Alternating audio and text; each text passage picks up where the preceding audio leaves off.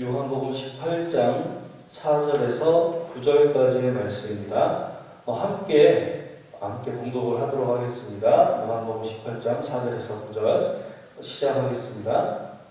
예수께서 그 당할 일을 다 아시고 나아가 이르시되 너희가 누구를 찾느냐? 대답하되 나사렛 예수라 하거늘 이르시되 내가 그니라 하시니라. 그를 파는 유다도 그들과 함께 섰더라. 예수께서 그들에게 내가 그니라 하실 때에 그들이 물러가서 땅에 엎드러지는지라. 이에 다시 누구를 찾느냐고 물으신대 그들이 대답하되 나사렛 예수라 하거늘 예수께서 대답하시되 너희에게 내가 그니라 하였으니 나를 찾거든 이 사람들이 가는 것은 용납하라 하시니 이는 아버지께서 내게 주신 자 중에서 하나도 잃지 아니하였사옵나이다 하신 말씀을 응하게 하려 함이로라. 아멘. 예수님의 생애는 고난의 생애였습니다. 예수님께서 이 땅에 이제 내려오시고 이 땅에서 사는 모든 그런 이제 삶의 기간들이 모두 고난의 기간들이라 할 수 있습니다. 이제 그것을 사도신경에서는 이제 우리가 본디오 빌라도에게 고난을 받으사라는 그런 이제 한 문장으로 이제 우리가 이제 그렇게 고백을 하는데요. 비록 그 본디오 빌라도에게 고난을 받으사 이제 한 문장으로 이제 압축이 되어 있지만 그 안에는 이제 예수님이 이 땅에 오셔서 십자가에 달리시기까지 받으셨던 그 수많은 고난을 이제 그 안에 이제 담고 있는 것이죠. 그래서 예수님의 고난을 알고 믿는 그러한 이제 그리스도인이라면 비록 그 한 문장이지만 그 문장 안에 담긴 예수님의 고난이 얼마나 험난하고 고통스러운 여정인지를 잘 알고 있습니다. 이제 오늘 본문에서도 예수님의 이제 고난이 등장을 하는데 오늘 본문에서는 예수님의 그 수많은 고난 중에서 예수님의 묶이심에 대해서 이제 이 말씀을 하고 있습니다. 이 묶이심에 관한 내용은 이 사복음서에 마태, 마가, 누가, 요한 이 사복음서에 모두 이제 자세하게 등장을 합니다. 그만큼 이 예수님의 묶이심은 예수님의 고난을 이해하는 데 상당히 중요한 그런 부분이라 이제 할 수가 있는데요. 예수님께서 붙잡히시고 나서 본격적으로 받는 모든 고난의 그런 이제 시작이기 때문입니다. 즉 이제 예수님께서 이 묶이심을 통해서 이제 십자가에 달려 돌아가시기까지 가장 많은 고난을 받으셨던, 가장 많은 고통을 겪으셨던 그런 이제 시작이라고 할 수가 있습니다. 이 묶이심을 통해서 겨우 하룻밤 사이에 여러 차례 이제 재판을 받으셔야 됐고 또 재판 중간에는 군인들에게 채찍질을 당하시기도 했고 또 십자가형을 이제 언도를 받으시고 죽임을 이제 당하셨죠. 그리고 예수님의 모든 사역이 그렇지만 이 예수님의 묶임 역시 바로 우리를 위한 이제 그러한 사역이었습니다. 이 묶이심도 이제 그리스도가 받는 고난 중에 이제 하나이기 때문이죠. 그리고 예수님의 그 묶이심을 통해서 이제 바로 죄로 묶여있던 우리가 해방이 되었었던 것입니다. 이 예수님의 묶이심은 예수님께서 이제 겟세마네 동산에서 기도를 하고 내려오신 다음에 바로 이제 일어나게 되는데요. 이 앞장인 요한복음 17장에 보면은 예수님의 그런 겟세마네 기도의 그런 이제 내용들이 이제 나옵니다. 그 내용들을 보면은 정말로 예수님이 어떤 마음으로 기도를 하셨을까 그런 이제 마음이 느껴집니다.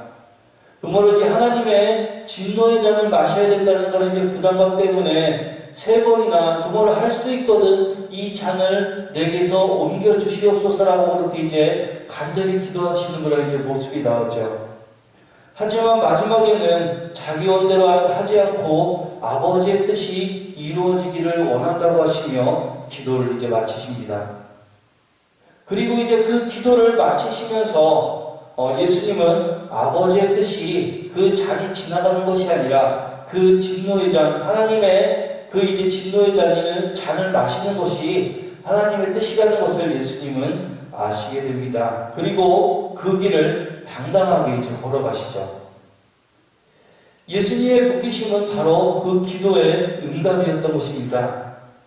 이제 그 예수님의 그 기도의 내용들을 보면은 또 그 중에 이제 자신의 제자들을 위해서 이제 또 기도를 하시는 그런 내용들이 나오는데요. 제자들을 지켜주시고 또 그들을 거룩하게 해달라는 내용이 또 거기에는 담겨져 있습니다. 즉 이제 예수님 자신이 체포가 되면은 예수님과 함께 있었던 이제 그 제자들을 누구도 지켜줄 사람이지 없기 때문에 바로 성부 하나님께서 자신을 대신해 그 제자들을 지켜달라고 그렇게 기도를 하셨던 것입니다. 비록 제자들이 배신할 것을 아시고 자신을 팔 것을 아시고 뿔뿔이 이제 흩어질 것을 아셨지만 오히려 그것을 아셨기에 자신의 그 제자들을 지켜달라고 오히려 이제 그 제자들을 위해서 기도를 하셨던 것입니다. 그것이 바로 예수님의 이제 사랑이죠.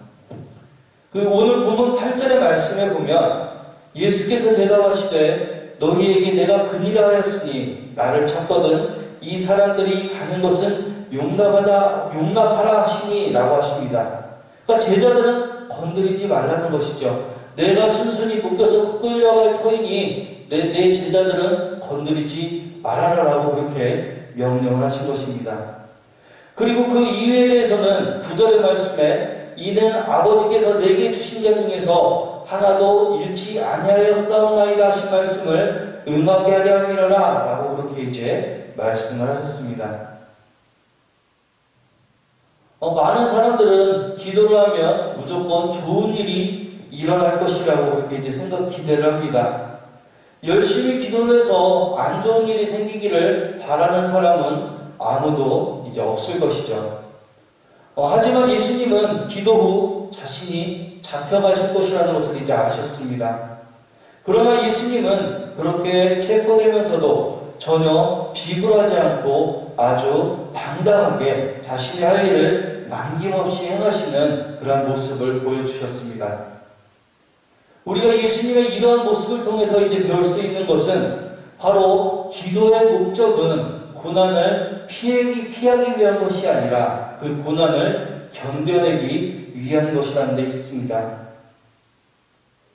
예수님의 이 묶이심은 참 이제 시선 여러 가지 우리 시선으로 봤을 때 참 비열하게 진행이 되었습니다. 즉 이제 그들은 참 예수님을 좀 치사한 방법으로 비열한 방법으로 그렇게 이제 끌고 갔습니다. 모든 것이 이제 어두운 밤에 이제 일어났죠. 낮에 일어나지 않았습니다. 모든 사람들이 보는 공개적인 그런 자리에서 일어난 것이 아니라 오히려 사람들이 보지 않는 컴컴한 어둠 속에서 예수님을 잡아가는 모습을 볼 수가 있습니다. 예수님은 어떤 상황에서도 단 한 번도 도망 다니신 적이 없으시죠. 모든 일들을 다 공개적으로 이제 행하셨습니다. 예수님이 행하신 그 모든 일들 중에서 거짓된 것, 잘못된 것이 이제 하나도 없었기 때문이죠. 만약에 예수님이 행하신 일들 중에서 거짓된 것이 있고 잘못된 것이 있었다면은 정말로 낮에 공개적인 자리에서 사람들이 많이 보는 자리에서 예수님을 잡아갔었을 것입니다. 그러나 그들이 생각하기에도 예수님이 잘못하신 것이 없기 때문에 예수님께 거짓된 것이 없었기 때문에 오히려 사람들이 보지 않는 어두운 그런 밤에 이제 예수님을 잡아갔었던 것이죠. 그래서 예수님께서도 그런 그들의 비열함을 지적하시면서 이제는 너희 때요 어둠의 권세로다 라고 그렇게 말씀하시는 모습을 보이셨습니다. 이제 예수님께서는 그들을 어둠의 세력이라고 이제 칭하셨는데요. 예수님은 이 체포가 거대한 어둠의 세력에 의해서 이루어지고 있음을 아셨습니다. 그리고 그 세력은 예수님을 잡기 위해 모든 수단을 이제 동원을 하죠. 하지만 예수님은 피하지 않으셨습니다. 물론 이제 예수님은 피할 수 있으셨지만 그러나 예수님이 만약에 그것을 피하셨다면 오늘도 우리는 어둠의 권세 아래 묶여 있었을 것입니다. 어둠의 세력은 비열하였지만 예수님은 처음부터 끝까지 의연함을 지키는 모습을 이제 보여주셨습니다. 본문의 내용을 보면 예수님은 이미 자신이 무슨 일을 당할지를 다 알고 계셨죠. 어떻게 하면 몰래 잡을지 궁리하는 유대인들과 그들이 이제 하는 그런 모든 일들을 훤히 내다보시며 의연하게 그 모든 것들을 대처를 하시는 모습을 이제 볼 수가 있습니다. 그 본문 4절에 보면 예수께서 그 당할 일을 다 아시고 나아가 이르시되 너희가 누구를 찾느냐라고 이렇게 하십니다. 그러자 이제 그들이 나사렛 예수라고 그렇게 이제 대답을 하죠. 그러자 예수님은 내가 그니라라고 그렇게 대답을 하십니다. 예수님은 내가 그니라, 내가 너희들이 찾는 나사렛 예수다, 그게 나다라고 이렇게 이제 당당히 이야기를 하십니다. 이 말씀은 이제 말씀 그대로 그래 내가 너희들이 찾는 나사렛 예수다 라는 그런 이제 의미도 있지만 그 안에는 그래 너희들이 찾는 내가 바로 하나님 자신이다 라는 그런 의미를 함께 가지고 있습니다. 이제 구약시대 모세가 호렙산에서 하나님의 이름을 이제 물었었을 때 하나님께서는 나는 나다, 나는 스스로 있는 자다 라고 그렇게 이제 대답을 하셨죠. 하나님께서 자신을 표현했을 때 나는 나다, 나는 스스로 있는 자다 라는 그런 표현과 바로 예수님께서 그게 바로 나다, 그게 나니라 라는 그런 표현이 같은 의미로 이제 쓰였습니다. 즉 이제 하나님께서 나는 스스로 있는 자다, 나는 하나님이다, 나는 나다라는 뜻과 바로 예수님이 내가 그니라, 내가 하나님이다 라는 그런 말이 이제 같은 의미인 것이죠. 즉 그들에게 그래 너희들이 찾는 그 나사렛 예수가 바로 하나님인 나다 라고 그렇게 막 당당하게 말씀을 하신 것입니다. 그리고 그 말씀에 놀라 그 예수님을 잡으러 온 사람들이 이제 물러서서 엎드러지는 이제 그런 모습을 보였었죠. 예수님은 그 말씀을 통해서 그들을 이제 예수님을 잡으러 온 그들에게 예수님이 누구인지를 확실하게 보여주셨습니다. 하지만 예수님은 여기에서 그들 그냥 그렇게 물리치신 것이 아니라 자신의 사역의 완성을 위해 그래 너희들이 이제 찾으러 온 나사렛 예수가 바로 나다. 그러니 나를 데려가라. 이제 그렇게 예수님께서는 그들에게 묶여주셨습니다. 즉 그들에 의해서 강제로 묶이신 것이 아니라 스스로 묶여주신 것이죠. 내가 바로 하나님이다라고 그렇게 당당히 선포하시며 자신은 묶일 수도 없고 묶여서도 안 되는 존재임을 이제 분명하게 보여주신 후에 내가 순순히 너희들에게 묶여줄 터이니 이 제자들은 나의 제자들은 순순히 보내라 라고 그렇게 명하십니다. 그리고 예수님이 그렇게 묶여드신 이유는 아주 간단합니다. 그래야 우리가 죄의 속박에서 풀려날 수 있기 때문이죠. 예수님의 묶이심으로 우리는 죄에서 해방이 되었습니다. 그리스도인의 자유는 방종을 의미하는 것이 아닙니다. 우리가 자유라고 하면 아무것도 속박받지 않고 구속받지 않고 모든 것을 할 수 있는 것이라 생각하지만 그러나 진정한 자유란 그런 방종을 의미하지 않습니다. 우리는 예수 그리스도의 그 묶이심으로 얻은 자유를 통해서 이제 바로 우리가 그리스도를 섬겨야 합니다. 진정한 자유는 그리스도의 종이 되는 것입니다. 이것은 예수 그리스도가 우리를 풀어주기 위해서 묶이셨음을 확실히 믿는 자들만이 누릴 수 있는 자유죠. 그리스도의 묶이심은 우리에게 귀한 모범이 됩니다. 사도 바울은 갈라디아서 5장 13절에 이렇게 말씀합니다. 형제들아 너희가 자유를 위하여 부르심을 입었으나 그러나 그 자유로 육체의 기회를 삼지 말고 오직 사랑으로 서로 종노릇하라 라고 그렇게 말씀을 합니다.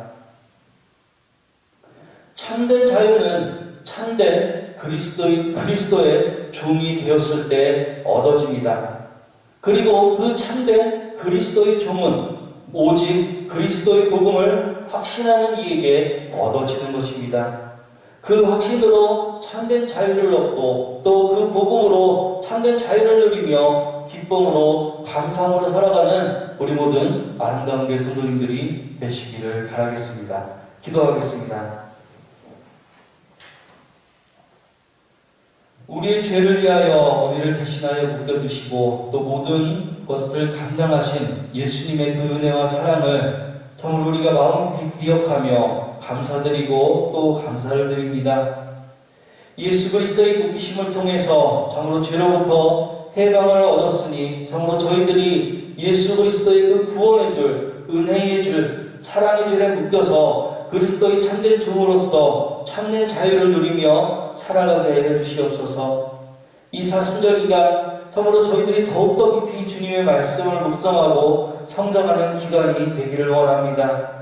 날마다 주님과 동행함을 기뻐하고 그 말씀 가운데 그 은혜 가운데 정말 모든 것을 감사하며 찬양하는 주님의 백성이 될 수 있기를 원합니다. 그리스도의 종이 될 수 있기를 원합니다. 하나님께서 날마다 모든 것들을 이끌어 주시고 그렇게 인도하여 주시옵소서. 우리를 구원하신 그 사랑과 은혜에 감사와 찬양과 영광을 돌리며 예수 그리스도의 이름으로 기도드립니다. 아멘.